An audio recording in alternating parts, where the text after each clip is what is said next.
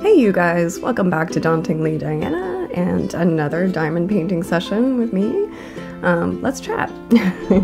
I have some news about my my Addison's disease, and I have a couple things coming up, so let's talk about those things and this cool diamond painting.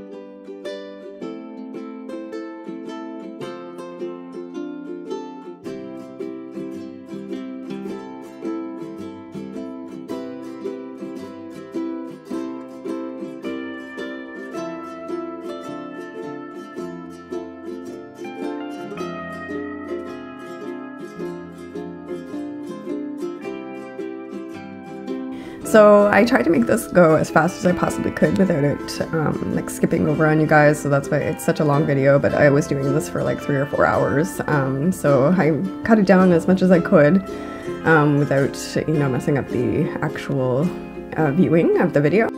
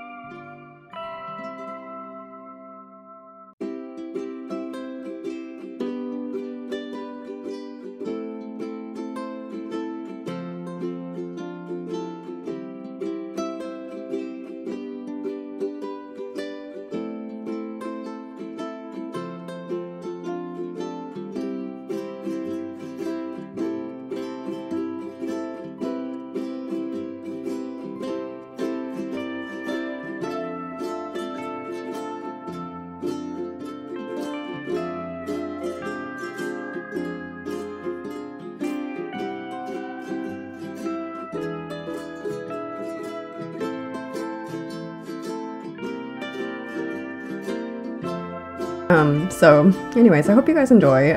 There's some good peeling, and I show you the shaking of the beads to show you like the or the little diamonds, to show you how they line up inside the little tray. Yeah, so just some cool little things.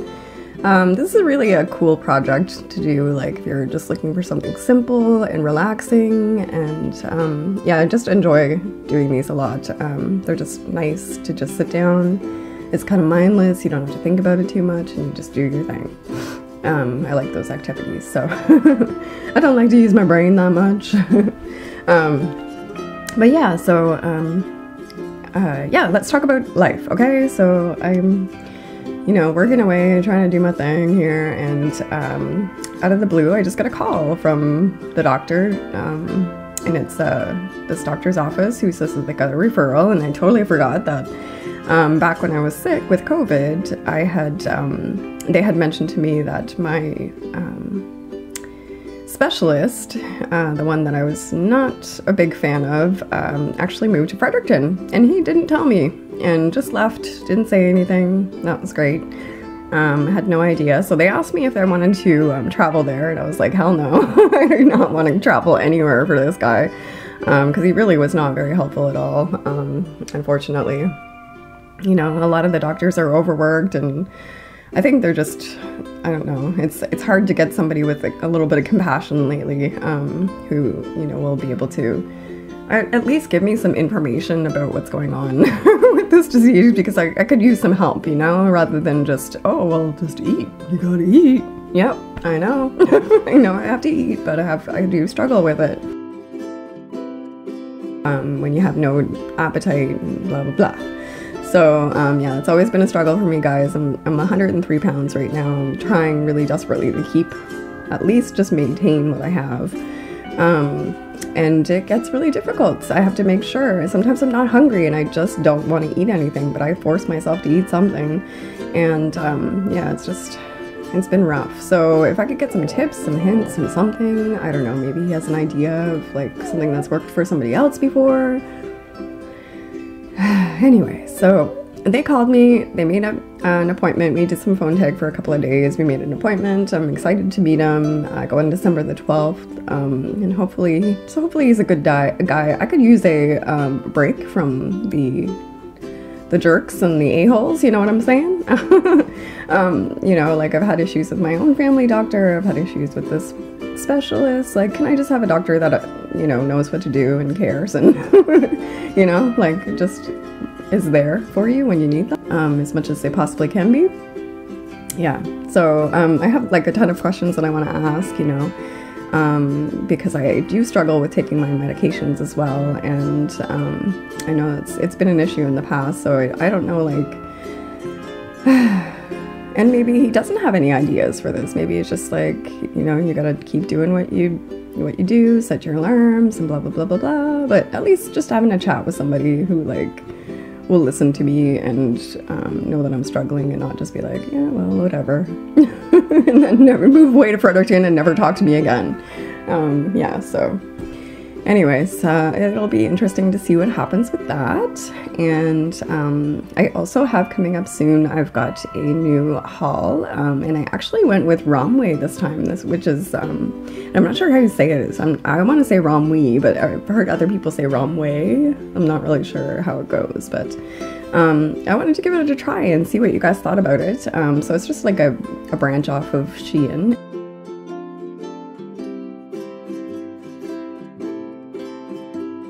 I bought some things from there. I'm excited to see what they look like. I've got some like wintry type things. I got a few accessories, some things that probably aren't very great for the winter, but we can always layer. And yeah, I'm excited to show you guys what I got from there. So I haven't got the package yet. I'm still waiting for it, but it is coming soon. So yeah. And I've been thinking about resin again and trying to get my mind back on it. It's hard when you go away from something for a while to come back into it again. Yeah, with just so much going on in my life, I kind of fell away from it, especially with, you know, not having the money to pick up the things that I need for my for the store to get it started. Yeah, so just with a lot of things going on, money is always an issue. It's always a struggle. It's just hard. I live paycheck to paycheck. It's not like, you know, I don't have big savings or anything like that. I do owe some money, so, you know, life life happens. But yeah, so I would like to get back into it though. I have resin left. I've got a ton of new, they're called, they're dyes, but they're not like a dye, they're the powdery, the mica stuff, mica powders. So I'm excited to show you guys those. I've got those from Amazon a while ago, just before, like, you know, COVID and everything that happened. Yeah, so it'll be interesting to get back into that again, and I'm hoping to get back into it again and enjoy it like I did before. Yeah, so I'm a Gemini, guys. Like, my birthday's in June. I'm June 18th. I'm a Gemini. I'm true and true a Gemini. So if you know anything about astrology, like, yeah, I have like a billion ideas of things that I want to do, but I'm just all over the place with half-finished projects and, and things like that, because that's what I tend to do. It's just my personality. I'm finding as I get older, like, I think that I have adult onset ADHD or something, I don't know, because my brain is just all over the place. Like, I'm telling you guys, I'm having a rough time. And it doesn't help when you have brain fog and all that kind of stuff going on with the disease and the sickness. So yeah, I'm just all over the place. And plus I do take some medical marijuana for my appetite, and that doesn't help with the memory, that's for sure. So yeah. Anyways, so this Let's see what else I'm going to mention here.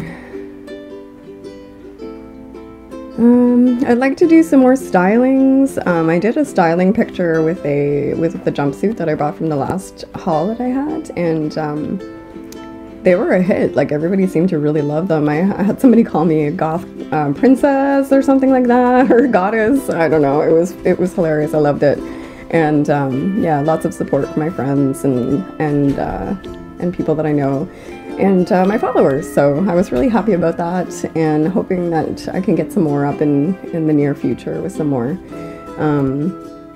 yeah, some more jewelry and items that I picked up from Shein, and the pricing. So the idea behind the post was just that you know, I spent $25 on this outfit, kind of a thing, and it was I had accessories and the actual like bodysuit itself, and yeah, I just kind of went through what I was wearing and how much it cost and that kind of thing. So and I know there's a big thing about fast fashion right now, guys. It's a really big ordeal. And it's difficult because a lot of us are struggling, you know, with funds. And I've always kind of struggled with funds, really. I've had, you know, a few times in my life where things were just okay, going along okay. But yeah, it's been a struggle, you know, trying to keep things going. And especially with the sickness and everything that happened. And finding a good job that, you know, doesn't stress you out and drive you crazy is tough too. But yeah, so it's hard for somebody to buy new clothes and to do the things that they want to do when they don't have, you know, that much money. And I try my best to just, you know, buy things that are needed basically for the season coming up. And I try not to get rid of clothing. You know, if I do, I always donate it. It's somewhere. I'm not the type of person to just throw clothing out. I know I actually just heard the other day there's a huge pile of just like fast fashion clothes in Nigeria or something like that people are just tossing out their clothes. Like, they're buying a whole ton of things from Shein or Romwe or something like that, and then they're just like tossing out the things they don't want anymore, and it's just going in this big huge pile. Like, just donate your clothes, people. Like, other people out there need some clothing too. You know, they may look pretty interesting with some of the Shein clothes that are out there, but somebody will wear it. You never know. So just stop wasting. And yeah, so I'm trying my best to keep up with this, and it's the videos that everybody likes, right? So they're the ones that people love, and I don't blame you guys, because I love those ones too. I watch Vessel of Blood. I love her haul videos. She's the best. And yeah, it's just, I don't know, it's one of my favorite things to do too, because I love showing off the new outfits and the great pricing that you get from Shein. But always shop conscientiously, guys, and if you can, support the big brands, do it up.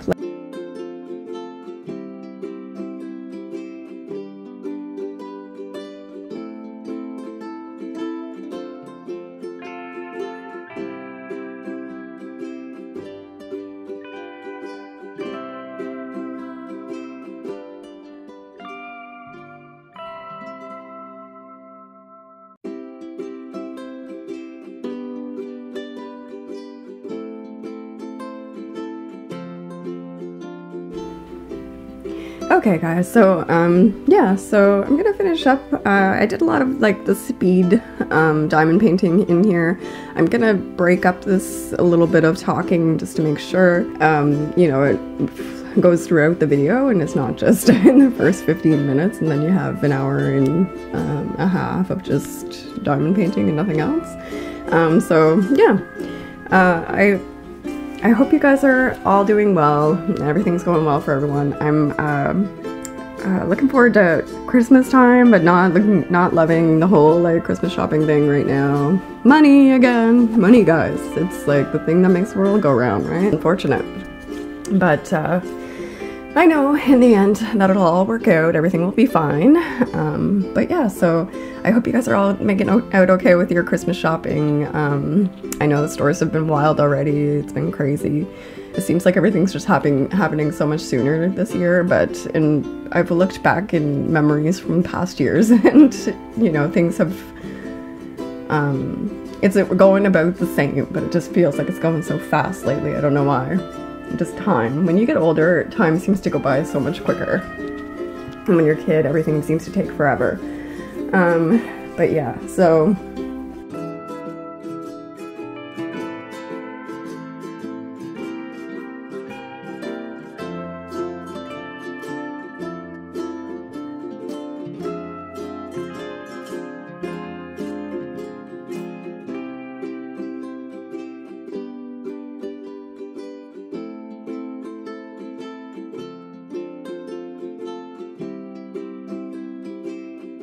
hopefully everyone's doing well and you guys are all getting ready for the Christmas holidays. I know, like I said, things have been wild, but everyone should have some time with their family and relax and yeah, just enjoy the holidays.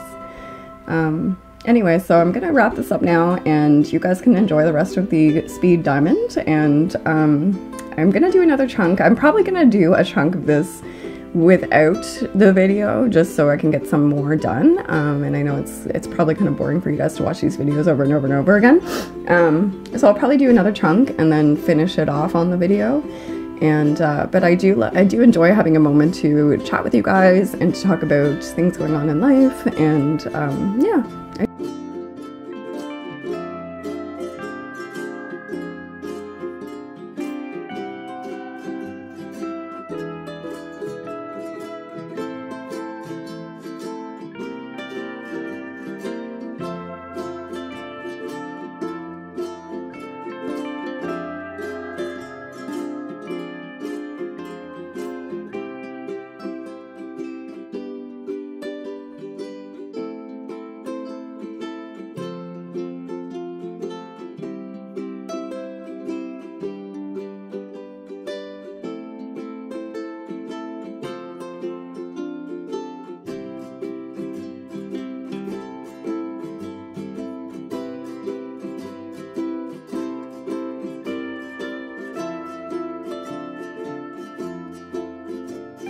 Oh, that's another thing. I have a lot of review to do for Loyalist City Paranormal. I know I've got to I've got to get into that again soon. Lots of videos to watch. I need to put them up on YouTube. It's such a painstaking process to put all of the videos up on YouTube, but it needs to be done because I can't do all of the review by myself. Yeah, so we haven't had much going on with investigations lately. The last one was the jail, the group one that we did, so that should be interesting. It was a really interesting night. We had lots of very interesting and freaky kind of answers from the spirit box. The spirit box was getting like almost racist, which makes sense because it's in a jail and it's, you know what I mean, like there, and from years ago that kind of stuff was very common. So we were getting some like very derogatory comments and racist comments on there, and it was hard because we were doing the what's the word I want to say, like we were doing the sessions where somebody, like a blind spirit box session where you would just sit there and listen and blurt out the words that you're hearing, but some of the words were like, I don't want to say that word, you know, like the N-word and stuff like that. So it was interesting because we didn't get anything like that the last time, so it kind of sounds like they were just like throwing out those and they're like, this is what it was like back then. And yeah, it was interesting.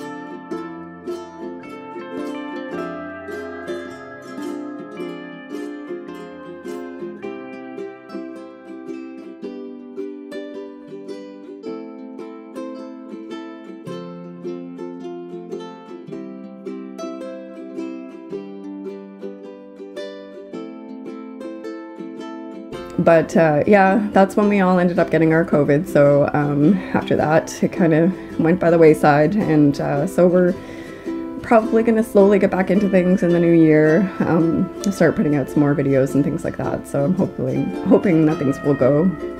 We had a couple of things on the back burner, like places that people want us to go check out. And I'm hoping that we'll be able to do that in the new year as well.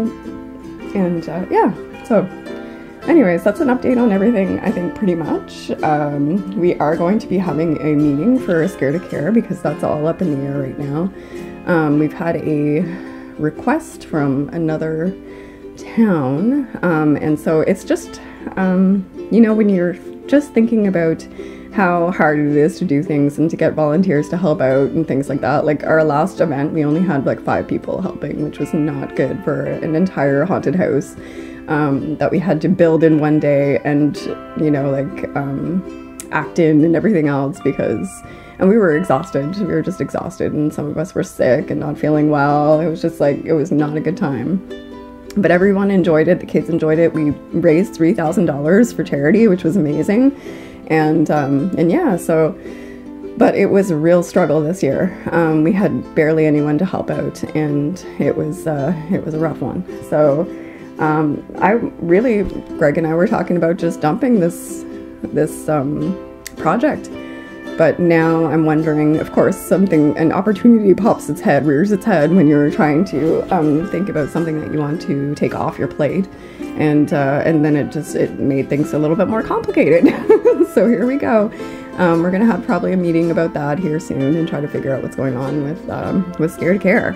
We've been going with Scared of Care for 8 years now, 9 years I think it is. And yeah, 8 years.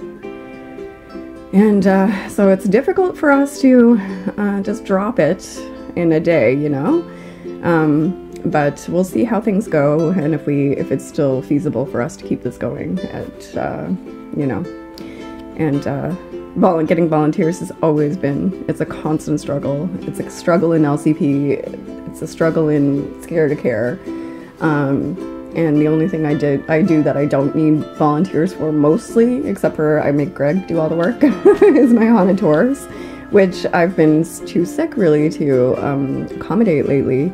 So I'm thinking about doing one last year of that and then just kind of hanging up my tour belt, so to speak, just because I can't keep up with all the stuff. I'm sick and I need to listen to my body and to rest and to keep myself, you know, mentally able and physically able to do all these things in my life. So anyways, that is another, I keep bringing up things that I'm remembering as I go along.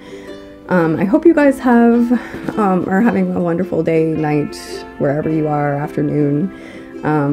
And I hope that I will see you soon on my next video. And cheers, everybody. Bye.